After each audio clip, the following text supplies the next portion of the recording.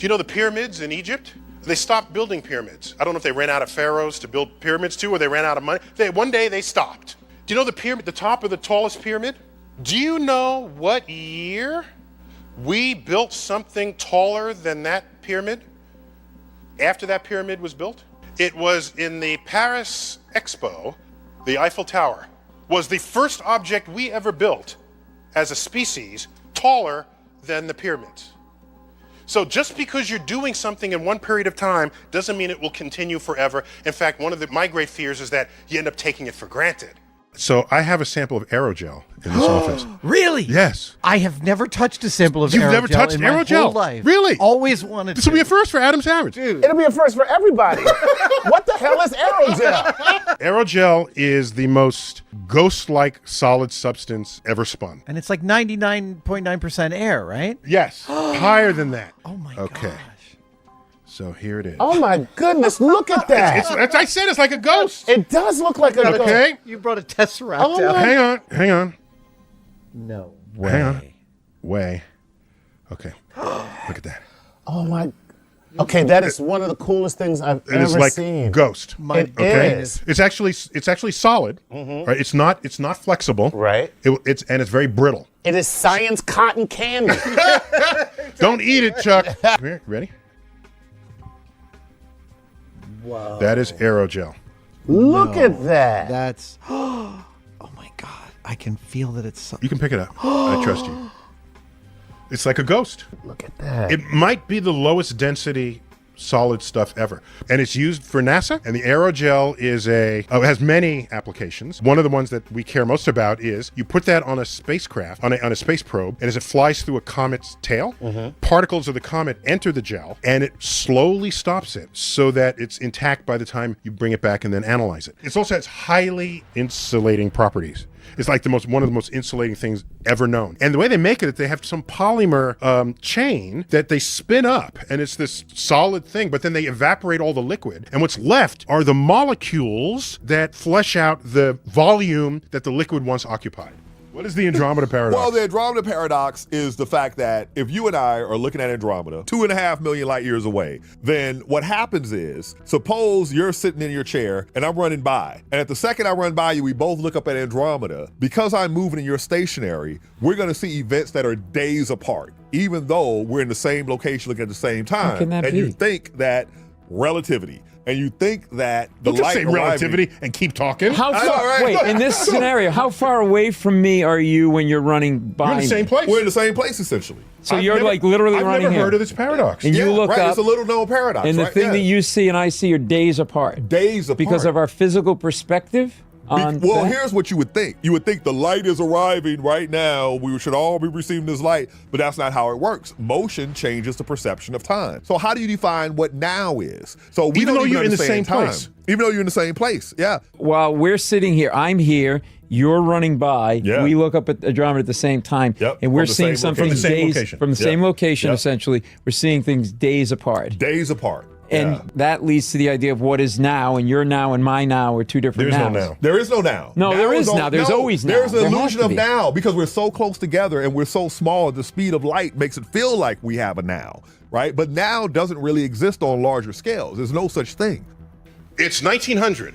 There's the fear of the great manure catastrophe. In Manhattan, which is not a large place, and you access it by bridges and tunnels, it's an island, there were horses, and horses do what they do. You feed them, they poop. The poop goes in the street. The horse, you don't take it to the horse bathroom, it's in the street. And the people's whole job was to clean up the manure. Now what do you do with it? You bring it to another place and it makes a pile. Then somebody else comes in with multiple horse-drawn carriages to haul the manure out of the island, okay? But those horses that are hauling the manure, they are pooping. Okay, so if you run the arithmetic on this, people imagine the manure catastrophe, and it attracted flies. There were no indoor supermarkets back then, at least in the inner cities. Most of food was sold by street carts. Your fish, your fruit, all of this was street carts. So the flies were everywhere. And so there was a lot of visioneering discussion about what to do about the horse poop or the flies. So they said, let's put something in the feed so that when it comes out as poop, the flies will not be attracted to it. Because that was one of the health issues. How do you get rid of the flies if you're not going to get rid of the poop? Then another one was, what can we feed the horse to reduce the amount of poop that comes out the other side? The actual solution was the car. If I had hair on my neck, it would be standing on edge as I see the depth to which he was connected to the operations of nature. There is no doubt about it. The man discovered the laws of gravity by sitting there. Okay, it's rumored that he sat under the apple tree, but what is certain is that he knew in the same field of view, he saw an apple drop and the moon in orbit around the earth. Okay, he sees the two of them. One is falling to the ground and the other is like up there in space. He connects the two and suggests that the same force of gravity is operating on both of them. They're both falling towards Earth. He hypothesizes, well, how's that possible? Because I can drop this camera on the ground, they would fall, okay? But if it's in orbit, it's not falling. But it is falling. It is. If you're in orbit, you are falling towards Earth. He suggested, suppose you had a hill and you sort of fire a cannonball. Not very fast, it would just sort of kind of fall, right? Fire it a little faster. It goes farther before it hits the ground, doesn't it? Even faster, it'll go even farther. Now, wait a minute, Earth is curved. So if you keep this up, this thing is coming around the backside of the Earth. So he asked himself, there must be a speed sufficiently high so that that cannonball comes right back to the cannon. And all you have to do at that point is duck. And the cannonball ought to just slide on by and stay in orbit. The fact is the cannonball is falling every moment it's there. The difference is it's going sideways so fast that the amount that it has fallen is the same amount that the Earth's surface has curved away from it. That is the speed that gets you orbit. He figures this out. And that's why the moon is behaving the same way the apple is. The apple just doesn't happen to have sideways motion to bring it someplace other than right below. Do you know that planet-wide greenhouse effect was first discovered on Venus? Venus has a really bad greenhouse effect. It's 900 degrees Fahrenheit on Venus. And I did the math. Venus saw it, you could take a 16-inch pepperoni pizza, put it on the windowsill, and it will cook in 9 seconds. Okay? That's hot. I ask people, those that say, well, we're spending, these people. Okay? I ask, well, how much do you think NASA's getting? Here's your tax dollar. Pull out $1. Here's your tax dollar. How much are they getting? Okay? And here we go. Got my $1. Oops, that's a 5. Wait a minute. Oops, that's another 5. There we go. $1. Tax dollar. How much? Here's your tax dollar. Is it 10 cents, 20 cents, 30 cents? How much is NASA getting? It is getting 1/2 of 1 penny of this tax dollar. 1/200th. That's not even, you're not even in the ink yet. Here, you're in the edge.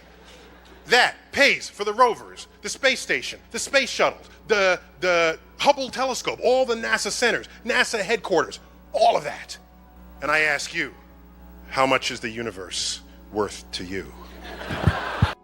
We discover plutonium in 1930. It is weaponized, turned into a bomb, and deployed 15 years later. That is the pace of what's going on at the time. The 2 bombs was a uranium bomb and a plutonium bomb. We knew uranium would work. We were not sure about plutonium. It was new boy on the block. And so that's what was tested at, as famously now portrayed in the film Oppenheimer. They tested the plutonium bomb, not the uranium bomb. That's the one that then was dropped on Nagasaki. Point is, between 1930 and 1960, we cracked the atom, weaponized the atom, break the sound barrier, go into space. Oh my gosh, is there anything about 1960 that would be recognizable to anyone from 1930? I think not. What's the most distant star you can see with the naked eye? Ooh, that's an interesting question because I can answer that 2 ways.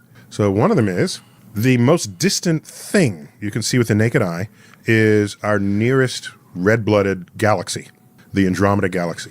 Mm-hmm. And for the longest while, until the early 1920s, it was called the Andromeda Nebula because it was just this fuzzy thing in the night sky among the stars that trace out the constellation Andromeda. So we named it after Andromeda. And it was just a nebula, fuzzy thing. And then with better and better telescopes, wait a minute, this thing is composed of stars. Wait a minute, this thing is far away. Wait a minute, this is an entire other galaxy. It's not just a fuzzy thing in the Milky Way, it's another Milky Way. Well, how far away is it? It was not close, quote, close like these stars we see in the night sky. This is outside of our entire galaxy. The stars you see in the night sky are tens, hundreds, a few, or thousands of light years away. The Andromeda galaxy is 2 million light years away. And you can see that with the naked eye. 1989, if you had a fax machine, you were badass. 1989 was the release date of Back to the Future Part 2, which took place in the year 2015. So you get to see how they imagine it. If you remember the movie, our lead character, Marty, irritates his bosses and he gets fired. Well, he's living in a home of the future. And any home in 1989 has one fax machine. That home has 4 fax machines because that's the home of the future. That's my favorite request on stage. Can you give us a prediction for 2050? I'll still do it. I can barely give a prediction for 2030. I'm gonna make 3 predictions. 1, we will have designer drugs. They'll analyze your genome, find drugs that will have no side effects for you. Why do we have to be a statistic in the reported side effects? You know, I'm not very side effect prone, so I generally ignore that, but many people are. So figure that out, medical community, so that there are no side effects. Have the medicine do only what it's supposed to do. Don't make it make you throw up or give you diarrhea or depressive thoughts or rashes. Fix that. Okay, that's 1. 2, I think in the not too distant future, all cars on the road will be self-driving electric. And you say, no, that can't be. No, because we went from horses to cars in 10 years. I'm just talking about going from cars to another kind of car. That can surely be less time than going from horses to cars. Self-driving, but you know, you start that, only self-driving cars in the HOV lane. Then these cars know where all the other cars are. If you want to change lanes, it tells the other car, I'm changing lanes now. They part, it changes lanes. And they can even text and drive at the same time with no loss of their acuity on the road because they're freaking electric computers. And they can drive 120 miles an hour with 2 cars distance between them because there's not going to be something they don't anticipate. And so once you see that, cutting down your travel time, I think it's going to go quickly.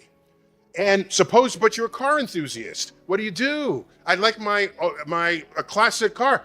There'll be car parks for you to drive them. Is that any different from people who like riding horses and you go to the stables and ride horses? It's quaint, a quaint memory of a bucolic past. So you've got your Ferrari, whatever. You park it at the car park. You'll take an electric car to get there, and you can do your thing as people who ride horses. So I see that happening. Last thing, I'd like to see space. People ask, where should we go next in space? All of space. Why does it have to be a next destination? When we built the interstate system, which to the tune of $100 billion, by the way, about the same as going to the moon, what drove that? Well, war drove that. What's the other name for the interstate system? The Eisenhower Internet System. He went to Europe in the Second World War, saw the Autobahn survive under rain and snow, and tanks could roll over without it falling off the side of the road. He says, I want that in my country as a defense project. And so the initial monies for that all came from the defense. Were informed by our posture as a country that didn't want to get invaded and wanted to keep our military ready and you may know, the interstate system doesn't go over mountains, it goes through them. And after every distance, there's a certain stretch that is straight so that you can land an airplane on it if you had to. It is to military specs. That's how that money got dislodged. So I'm saying, when you build the interstate, you don't build, let's just go from New York to LA. No, give people choices. So you send the interstate everywhere, let people's creativity take them to wherever they want to start whatever businesses they want or have whatever free life they want to lead in a country that we still think is free. And so when I think of space, I think of not a rocket to go here or there, get a warehouse of sort of strap-on boosters, and I say, I want to do science on the backside of this comet that's coming through. We need these 3 boosters and this rocket, and we'll schedule the launch in 3 months. Think about that. Then the entire solar system becomes our backyard. And it's not this other place. It is we'll have a relationship with it. And yeah, let's mine some asteroids. We have wars on Earth over the limited access to resources that are plentiful in the universe, in our own backyard. The future of space is one where an entire category of warfare will be rendered obsolete because access to resources will be unlimited. Category of war would be gone forever. If the entire solar system had lanes that you would take and you decided where you wanted to go, and it wasn't a single national destination. Your weight is not only how many molecules you have in you, It's the density. it's also what's the force of gravity operating on you. So you'll weigh more, but you won't look heavier. You'll just be heavier. So my mass will be the same. No, mass will be the same, correct. But your weight can be less or more, Right. depending on what planet you're on. In fact, it's less or more on Earth. If you go to the equator and the equator is spinning, at the equator you're moving 1,000 miles an hour. You weigh less on the equator than you do here in New York City. You weigh less on a mountaintop than you do in a cave. We should go to the equator, guys. Why do sodium and chloride, 2 extremely toxic and harmful chemicals, combine to form normal table salt? This is the beauty of chemistry. So you think that a thing's properties are somehow inherent in the thing, but the property is what manifests after you combine it with whatever else. So you combine sodium, which is a lethal metal that you can cut with a knife. That's how soft it is. And it reacts violently with water. Add that to chlorine, which would poison you if you breathed it. Put them together and you get completely necessary table salt, necessary for the life. So when you put them together, all the chemistry, it's a new chemistry. It's a new thing. Don't think of it as it probably has some of those properties it used to have. No, all that matters is what are its electrons doing when they talk to your electrons. And if the configuration is different, that's all that matters. Let's take hydrogen. Hydrogen is explosive. Hydrogen will explode if you light a match to it, a ball of gaseous hydrogen. Oxygen promotes combustion. If you have a flame and add oxygen to it, it'll burn faster. Combine hydrogen and oxygen, you get water that puts out flames. The planet Uranus is discovered. Within a few years, a brand new element is discovered. Turns out to be unstable. We would use the term radioactive later on, but they named that after the new planet that was discovered. That was the element uranium. Now watch. Some years after that, 100 years after that, we discover another planet and we name it Neptune. The next element in the periodic table heavier than uranium, now number 93, was not yet named and not yet discovered until just after that planet. So they named that after the next planet, and that would be Neptunium. And there's element 94, not yet discovered, waiting its turn. The object formerly known as a planet called Pluto was discovered in 1930. Shortly after that, we discover element 94. It's named after the 9th planet, plutonium. So the periodic table preserves uranium, neptunium, and plutonium in sequence. Nice. With Pluto getting an element named on false pretense. Okay, so now that means the galaxy is moving away from us. We learned this from Christian Doppler, a German physicist in the 1800s. He did an experiment with a train, okay? And so what happens? The train whistle goes by. We know this intuitively, even if you've never thought it. It doesn't go, well, let's do it with a race car, because I can make that sound better. The car goes, meow. Right? Did I get it right? That was pretty good, right? Okay, I can do that better than a train. All right, so the car does not go, it doesn't do that, does it? No. It doesn't go, no, it doesn't do any of that. It goes, high pitch to low pitch. So the sound waves up front, every sound wave it makes, it now travels closer to that sound wave before it makes the next wave. So the pitch, so the wavelength is shorter, the pitch is higher, okay? And when it recedes, the sound waves get stretched apart. You get a lower pitch. So analogizing what we see in the universe, you can conclude, I'm getting there, you can conclude that the galaxies that show the shift to longer wavelengths of light are moving away from us. They indeed were. He then noticed that if you were twice as far away, the object was moving twice as fast.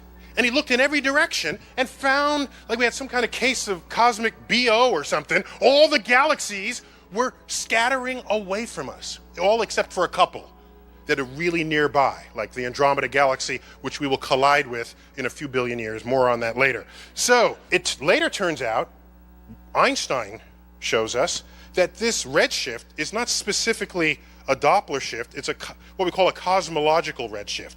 It shifts because space itself is expanding.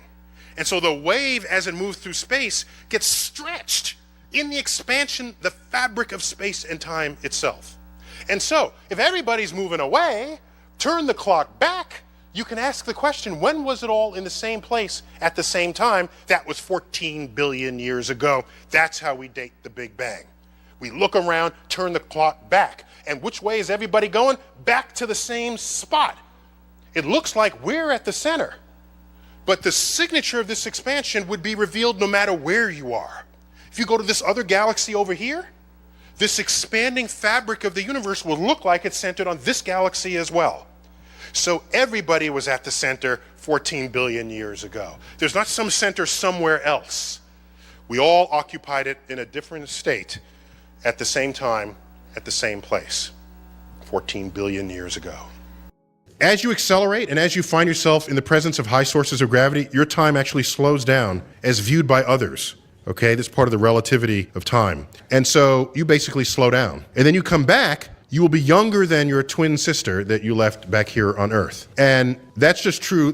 We've known that since 1905, that this is the kind of thing that would happen. That, in a way, allows you to travel into the future. But the question is, can you travel into the past? That gets a little risky because suppose you prevent your parents from meeting each other. Then how would you be born and then become the person who goes back to prevent them from meeting each other? See, so you get some internal contradictions there. We used to think, not because it was proven, but because it was fun to believe, that you might go through a black hole and come out the other side in another place in the universe. Hawking, a year and a half ago, demonstrated that that's not the case. That all the information that you contain that falls into a black hole actually stays there and later on evaporates out in the form of Hawking radiation. What a coincidence. Hawking radiation. And we can account for all the atoms that went in by the evaporation of the black hole that comes out later. So you didn't go anywhere. You just simply got spaghettified. Cleanest example of the failure of our brain to understand exponentials is the one that involves a lake.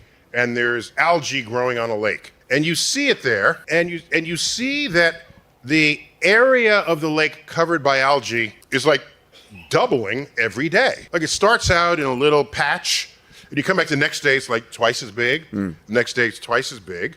So that's kind of scary. That's classic exponential growth, the simple doubling. Yeah, doubling, yes. Correct. So the question is, you're there and you go away for a month, and you come back, and the lake is half covered. So the question is, how much more time do you have to wait for the entire lake to be covered? Most people say another month. That's linear thinking. No, the entire lake will be covered in one more day with the doubling per day. And that's perhaps the simplest example of this. There's an asteroid the size of the Rose Bowl headed towards Earth. It's called Apophis, named for the Egyptian god of death and darkness. Now, it wasn't coincidental that it was named that. When this asteroid was discovered in December 2004, its trajectory was calculated based on a short segment of its orbit. Because you look from one day to the next, it's in a new place in the sky. These folks are moving. Once you saw that its trajectory would intersect the orbit of Earth, you don't name that asteroid Bambi or or Tiffany, right? You're going to give it a name befitting its... Some sense of gravity. Yes. No pun. Yes. That pun was surely intended. So, the reason why you never heard of it, perhaps, is because it was discovered that this aspect of its orbit was calculated and reported on the same week of the Indonesian tsunami. Okay, I think it was end of 04 or 05. I forgot which of these 2 years it is. Odd thing is, if this asteroid hits in a place where it could hit, and I'll describe that in a minute, it will hit in the Pacific Ocean. It would create a tsunami in the Pacific Ocean that would make the Indonesian tsunami look like a street puddle that slightly overspilled its edges. There's something called the keyhole. It'll have a close approach to Earth in the year 2029 in April 13th, which, by the way, is a Friday. It will come close enough to Earth to dip below our orbiting communication satellites. For that passage, that will be the closest, largest thing we have ever observed in the history of our observing the universe. The uncertainty in its orbit at this moment is such that for that passage, there is a range of orbits it could have, which if it goes through what we're calling the keyhole, Earth's gravity on it will be just right, or rather, Just wrong. just wrong, that the next time around, it will hit Earth 7 years later, April 13th. If it goes through the center of the keyhole, it'll hit the Pacific Ocean 500 kilometers due west of Santa Monica. It'll plunge into the Pacific Ocean to a depth of 3 miles. At that depth, it will explode, cavitating the ocean with a hole 3 miles wide, 3 miles deep. That impulse will send a tsunami wave that will basically wipe out the entire west coast of the United States and the east coast of Asia. Oh, by the way, in the distant future, as we continue to expand, galaxies will expand beyond the horizon that we have established from our location here. So what is that horizon? That's where they're moving away from you faster than the speed of light. So their light tries to reach you, but it can't. It can't. Wow. All the energy gets sucked out of it. And so every galaxy in the night sky will go beyond that horizon, okay? With or without its stars, it'll go beyond the horizon. So if we look outside of our own galaxy, there'll be nothing there. As far as we know, our entire universe is just the stars, living or dead, in the Milky Way. In the Milky Way. Oh, that's... So our entire understanding of cosmology in a post-apocalyptic civilization in that very distant future will have no idea the universe had a beginning at all, because we know about the beginning by looking at other galaxies. Right. So a page in the history of the universe will have been removed, and they will not even know it.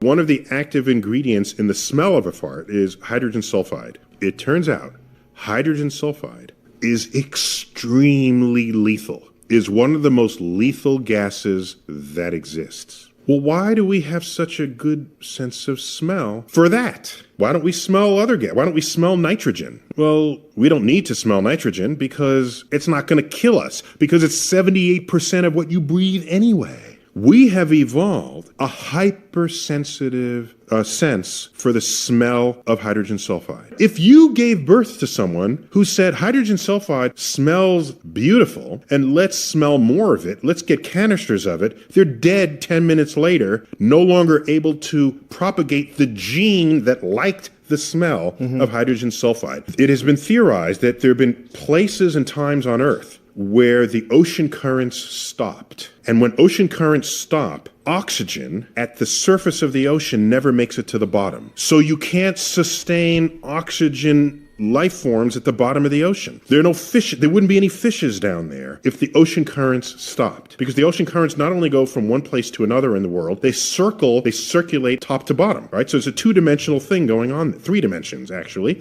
So if something happens on Earth where you stop the oceanic cycles, you can create a condition in the lower ocean where anaerobic life forms thrive. And if they thrive, they outgas. And one of their outgases is hydrogen sulfide. It will gurgle up from the bottom of the ocean, rise up near the shores, turning shorelines into the smell of cesspools. If you were alive at the time and didn't run away from that, you would have simply died from it.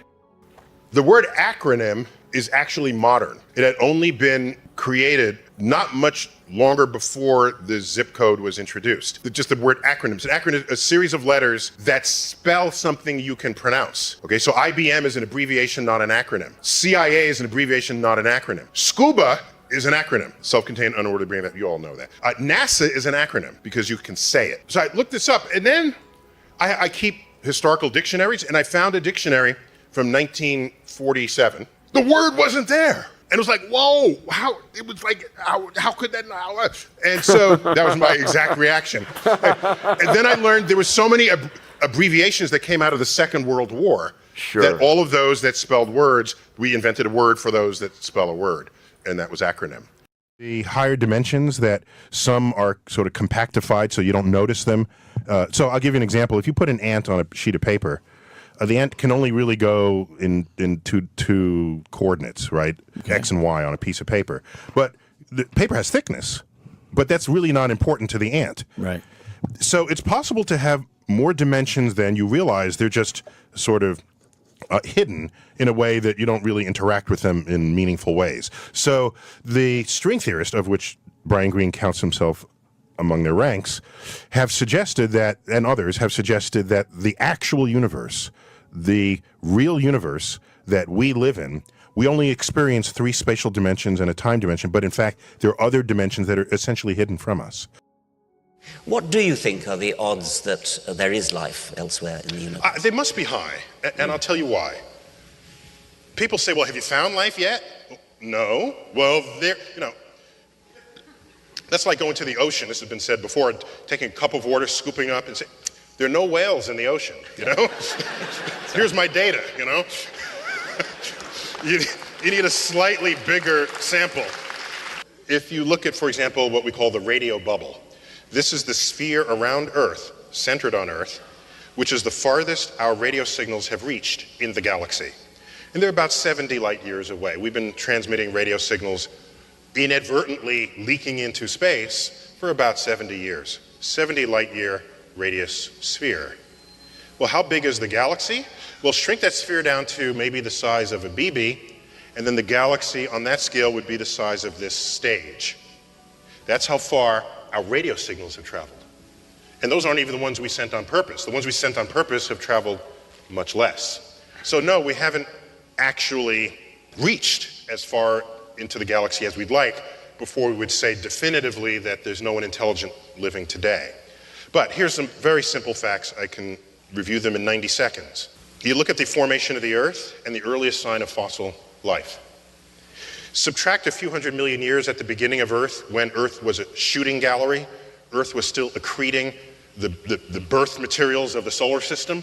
It's hostile to complex chemistry over that time. Not fair to start the clock then. Wait a couple of 100 million years, now start the clock, and wait around and see when you have the first signs of single-celled life. At most, 400 million years. At most. Earth has been around for 4.5 billion. So Earth, without any help from us, with basic ingredients found throughout the universe, managed to create life, simple though it was. So, and Earth, one of, 8 planets, get over it. One of, sorry. And what are the ingredients of life? The number 1 atom in your body is hydrogen. Number 2 atom is oxygen, together making mostly water that's in you. Next is carbon in this order. Next is nitrogen. Next is other stuff. My favorite element, other, yeah. You look at the universe, the number 1 element in the universe is hydrogen. Next is helium, chemically inert, couldn't do anything with it anyway. Next is carbon. I think I left out oxygen there. Next is oxygen. Next is nitrogen, 1 for 1. We're not even made of odd things. The most common things in the universe are found here on Earth, and we're made of them. And carbon, one of the most chemically fertile element on the periodic table. It's not a surprise, we're carbon-based. Life is just the extreme expression of complex chemistry. So that's what biology is. So all these people who want to imagine, because they remembered their chemistry class, that silicon sits right below carbon on the periodic table. So it bonds similarly to carbon, so they want to imagine silicon-based life. I'm saying, okay, fine, but you don't have to. There's 5 times as much carbon in the universe as silicon. There's no need to even have to go there. We got enough to imagine just simply with the carbon atom at the center of these huge biological molecules. Point is, it happened relatively quickly with the most common ingredients in the universe. To now say life on Earth is unique in the universe would be inexcusably egocentric. When you are in free fall, you are weightless. Now, if you're in an elevator and you cut the elevator cable, up until the point you hit the bottom, you are weightless. You're in free fall. Here's an experiment you do. It's a very cool, cheap experiment. Take a tall glass of water, punch holes in the side. Obviously, the water's going to leak out. The water at the bottom hole will spew out farther than the water in holes higher because the water weighs more above it. There's more pressure at the bottom to spray the water out. So the bottom one is far and the higher ones are a little less. It's all because of water pressure, the weight of the water. Take that cup of water while it's spilling, drop it into a sink. It doesn't matter what you drop it into, but this is to minimize mess. Drop it. The instant it leaves your hand, it is weightless because it's in free fall. The cup is weightless, the water is weightless. And if the water has no weight, then the water does not know to exit the hole in the side of the cup that you punctured. So the instant you drop that cup, the water cuts off. It just stops. And the cup falls, hits the bottom, and spills in your sink. But while it fell, it is evidence that the water became weightless.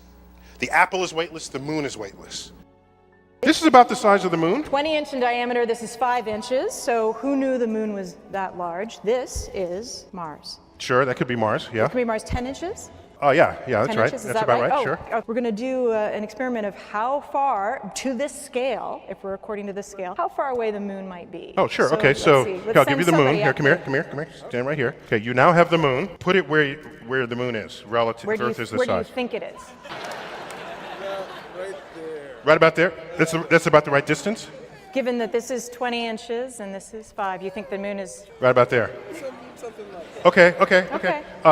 That is way off, okay? Okay. Just start backing up. Yeah, and Keep going. Keep going. Keep going. turn around while you're going. Keep going. That's about right. Yeah. That's about the Earth-Moon distance. Yeah. You know why? You've been lied to by textbooks that have to squeeze them both into the same page. And then the positioning of Mars. Oh yeah, okay. So, well, you know it's got to be farther than the moon. I'm going to really save you this effort here. It'll be like a mile and a half away, which is farther away than Town Lake. Space is empty. You know the people who say this is a universe made for us? No, it's not. Most of the universe is completely empty, and you'd be dead within seconds if put there. If the Earth were actually this size, the International Space Station would be orbiting about a half an inch above the surface. And that dude who jumped out of a perfectly good balloon, he would have been about 2 millimeters above the surface of this globe. That's his edge of space jump. Do you remember that case in New Jersey where there was the middle school student who tape recorded the history teacher saying that the students will burn in hell if they don't believe in Jesus Christ? Do you remember that? And it became a whole hullabaloo in the district, and they would say separation of church and state. This is a violation of the First Amendment or Second, whichever amendment. Okay, First Amendment, separation of church and state, and everybody got up on the ALC, the American Civil Liberties Union. Everybody's jumping arms about separating church and state. And I'm saying, among the statements made by this teacher were that the Big Bang and evolution were not scientific theories, and that Noah's Ark carried dinosaurs. Now. So, at some point, I said, I can't keep listening to this. And I wrote a really short letter. Short letters are the best, I think. And all I said was, after 2 other letters rambling on about keeping religion out of the school because of the amendment in the Constitution, I said, this is not an issue of the separation of church and state. No, you got that wrong. This is an issue of the separation of ignorant, scientifically illiterate people from the ranks of school teachers. And so I cited, in defense of that line, his comment about the Big Bang and evolution and dinosaurs with Noah's Ark. I did not cite in that his assertion that Jesus Christ is a savior, because not much I can say about that. But to pretend that the rest of this information, that he's accurate in this information, that's a travesty. That anyone who calls himself a teacher would believe that as factual information about the history of the world. That's when I jump up and I have something to say.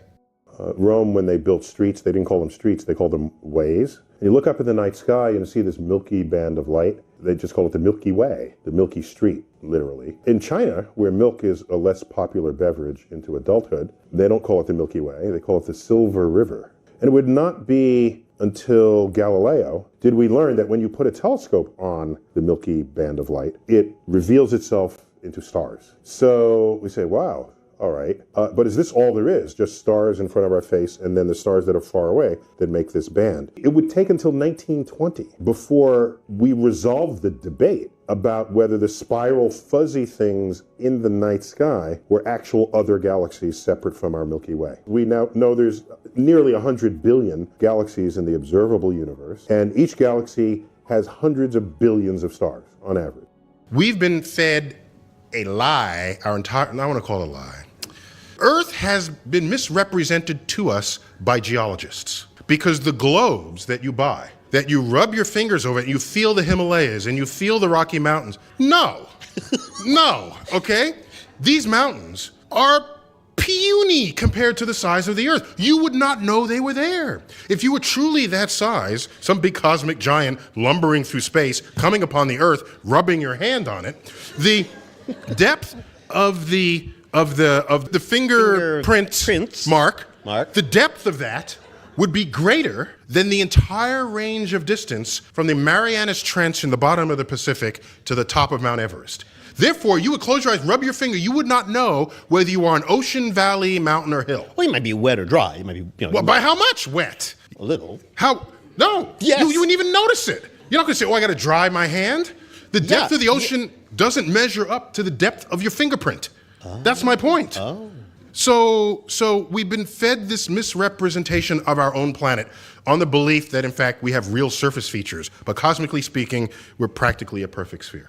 If you look up at the night sky, almost half of all the dots of light you see, if you pull out a telescope, will reveal themselves to be binary or triple star systems. Wow. It is as common as the breeze in the universe. The challenge here is, what happens to a planet in orbit around a binary or multiple star system? That's the challenge. And is the atmosphere stable enough to support life? That would be a concern no matter where the planet is. But here's the challenge with a multi-star star system. As the planet orbits, maybe it'll get really close to one star and really far from another, and maybe the orbit is entangled between the two of them, trying to do figure eights. If you have an unstable orbit, you're likely to eject the planet forever into interstellar space. And in fact, data are now showing that interstellar space may have more rogue planets that have been ejected for having misbehaved orbits from their star systems than there are stars within planetary systems themselves. Dude, you just blew my mind. And they're called rogue planets. I'm just beginning here. So watch. We also know that many planets have still retained their heat of formation long after they've come into existence. Earth still has heat churning, a source of energy that is not traceable to the sun. This is what creates the magma that's sitting below Earth's crust. The sun didn't heat that. That's heat generated within the Earth. Some is left over from formation. Others is created from radioactive decay of elements. But we've got an energy source.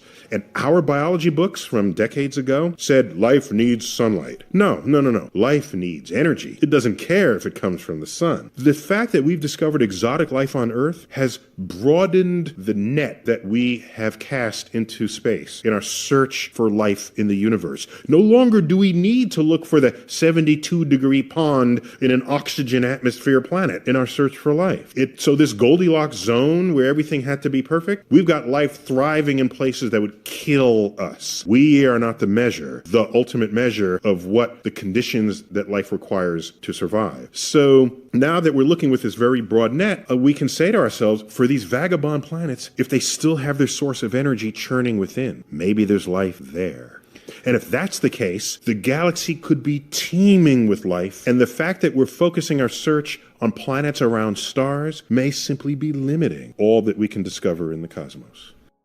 There are more water molecules in this cup of water than there are cups of water in all the world's ocean. That's how small molecules are. So what that means is if I take this and toss it out, there's enough molecules in what I toss to enter every other possible cup of water anyone draws from the world's water supply. There's enough to scatter to every possible cup of water in the world. So if I drink this, it comes back out of my body in some way or another, any one of a half dozen ways. That re-enters the environment, goes to clouds, it goes to the streams, goes to the oceans, and given enough time, it mixes completely. So, Socrates drank a glass of water. It is a certainty, it's essentially a certainty, that some molecules that passed through his kidney were in that glass that you just drank.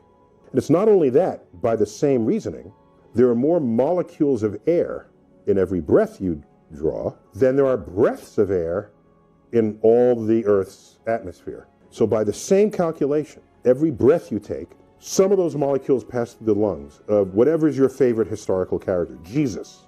You want to think of us as separate and distinct from one another or not connected to the world, but we are.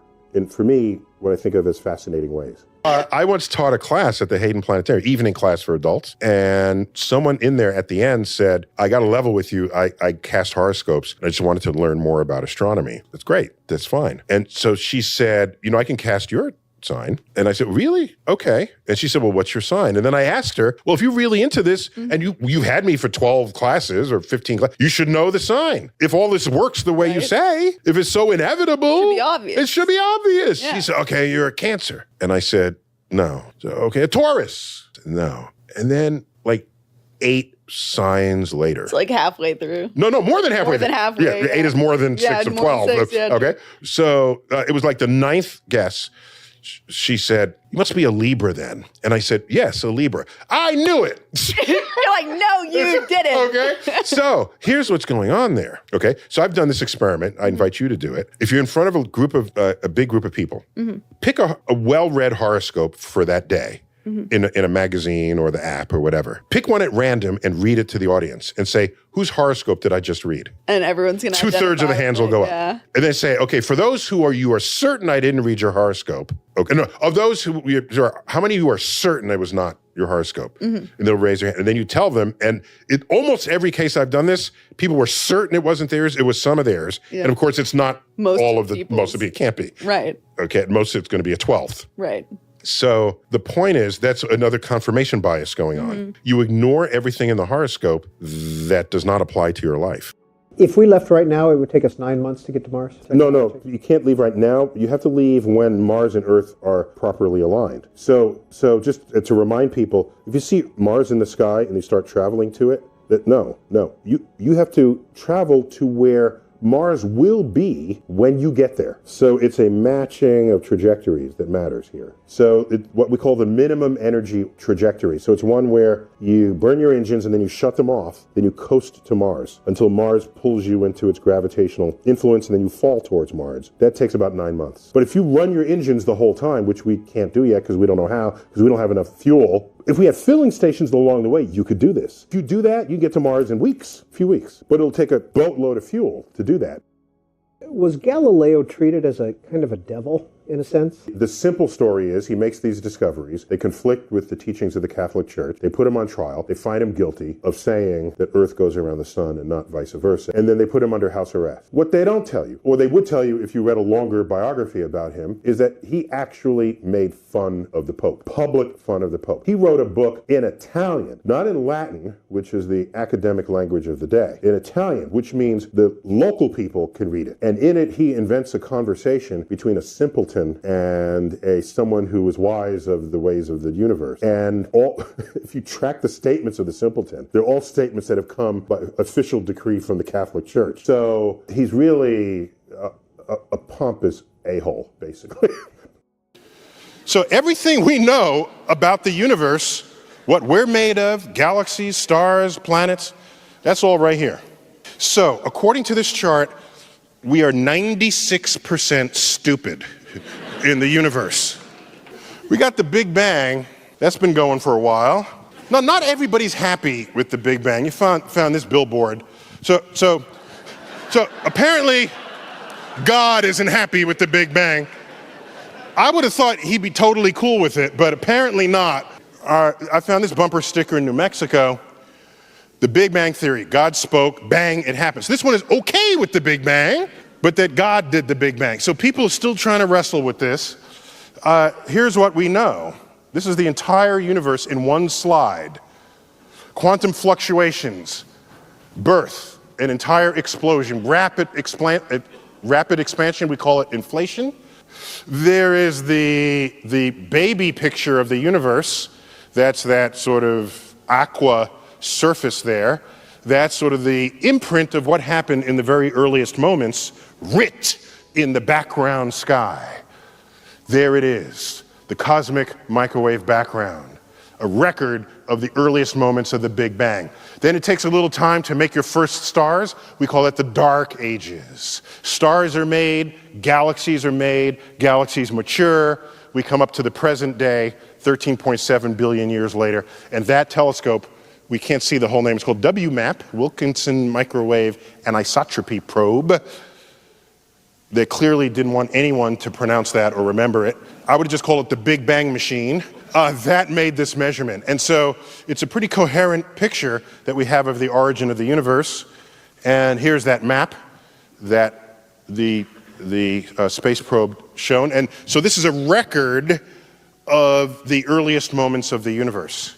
And it tells us what the universe was up to. And data agree, we're all pretty happy with this, and we're kind of moving on. The Big Bang, by the way, could fit into a larger story. For example, the multiverse. Big Bang is probably not the whole story. It's probably a piece of a bigger story. So maybe there are multiple Big Bangs. This would give us the multiverse. We don't have data for this, but we have good theoretical and philosophical reasons to think that a multiverse exists. When going to a different planet, what aspect of traveling will be most important? Great question, and there's a lot of thinking about this. They worry about food. Not only is there enough food, but will you like the food? If you get bored with the food, will that affect your morale? And then you're less effective doing other tasks. Do you need comfort food? Do you want exotic food, international food? The water supply. Is there enough water? Do you recycle the water? If you recycle the water, that means it collects all of your urine, filters it, and then you drink it back. Is that too freaky for you to do? Other things, the time in a close quarters with only 1 or 2 or 3 other people, months and months, and in some cases years. Can we remain emotionally stable over those times? There's the fact that if you fly without creating artificial gravity, that you are weightless the whole time. Are you perpetually motion sick, or do you get used to it? And if you get used to it, are there any other factors on the body? We already know some of the answers to that. You begin to lose bone density. You have the bones of a frail old woman. All of these factors have to come together, which is why you can't just send any old person into space. How long do you think the human race will actually survive? Well, so you can look at what is the average life expectancy mammal species. Exactly. And last I checked, it was around 2 million years, something like that. Oh, and so we've been around. Have a long way to go. We have a long way to go. We've been around, a couple 100,000 years in our current anatomical form, Cro-Magnon form. Right. And so that means we have a long way to go. So if we follow the reasoning by Steven Pinker in his book, The Better Angels of Our Nature, he studied the likelihood of you dying before maturity or dying before adulthood or just dying at the hands of another human from early days of tribal warfare to modern days of state-sanctioned global warfare. And what he found is that the likelihood of you dying in that way has been dropping ever since. So tribal warfare, you would kill maybe a third or half of the other tribe or the entire tribe, and then you win and you get their land. That doesn't happen today. True. The state surrenders before that happens. True. Saving the lives of the rest of the population. If you look at, I did this just recently. If you look at what countries had the greatest percent of their population die in the Second World War, was it Belarus? One of them is very high. It's like a third. All right. I forgot the exact numbers, but they're high. But they're not a half. And you keep going down and you get to even combat Germany, even ones that were heavily bombed. Germany, Japan, a fraction of the total population. That is not how it used to end in tribal warfare. So now consider that even so, during the Second World War, between 1939 and 1945, 1,000 humans were killed by other humans per hour for every hour from 1939 to 1945. Wow. Is that going on today? No. No. Oh, we're really slipping. No, stop. Dr. Tyson, in your opinion, who would be the most scientifically accurate and believable superhero with superhuman abilities in relation to real-world physics and counterpoint the most unbelievable and inaccurate, and why? Yeah, now the least believable. I'd say the Hulk. Come on now. Is that because he's made from gamma radiation? Yeah, so first of all, gamma rays will kill you, first of all. Okay. But let's hold that detail aside for the moment. All right. Now, next, it would mess with your DNA. Okay. So we get that. And so here he is turning green. All right. So let's even allow that. He increases in mass. and Right. then decreases in mass. Like, where does that? If you want to do that, you're converting energy into mass and back again. He would explode wherever he was, the city, whatever. So you can't just get bigger unless he has the same mass. And if he is, then he's less dense in the state of Hulk than he is as Bruce Banner. I wrote this in the spring of 2008. Dear NASA, happy birthday. Perhaps you didn't know, but we're the same age. In the first week of October, 1958, you were born of the National Aeronautics and Space Act as a civilian space agency, while I was born of my mother in the East Bronx. So the year-long celebration of our golden anniversaries, which began the day after we both turned 49, provides me a unique occasion to reflect on our past, our present, and our future. I was 3 years old when John Glenn first orbited Earth. I was 8 when you lost astronauts Chaffee, Grissom, and White in that tragic fire of their Apollo 1 capsule on the launch pad. I was 10 when you landed Armstrong and Aldrin on the moon. And I was 14 when you stopped going to the moon altogether. Over that time, I was excited for you and for America. But the vicarious thrill of the journey, so prevalent in the hearts and minds of others, was absent from my emotions. I looked to you for guidance, for a vision statement that I could adopt that would fuel my ambitions. But you weren't there for me. But you should nonetheless know that among my colleagues, I am the only one of my generation who became an astrophysicist in spite of your achievements in space, rather than because of them. For my inspiration, I instead turned to the libraries, remaindered books on the cosmos from bookstores, and my rooftop telescope, and the Hayden Planetarium. After some fits and starts through my years in school, where becoming an astrophysicist seemed at times to be the path of most resistance, I became a professional scientist. I became an astrophysicist.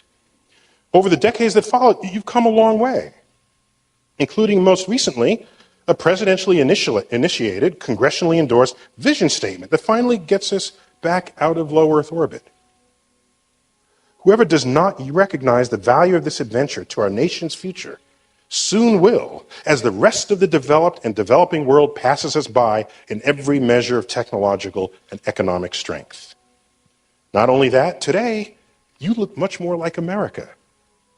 From your senior level managers to your most decorated astronauts. Congratulations. You now belong to the entire citizenry. Examples of this abound, but I especially remember in 2004, when the public took ownership of the Hubble telescope, your most beloved unmanned mission. They all spoke loudly, ultimately reversing the threat that the telescope might not be serviced to extend its life another decade.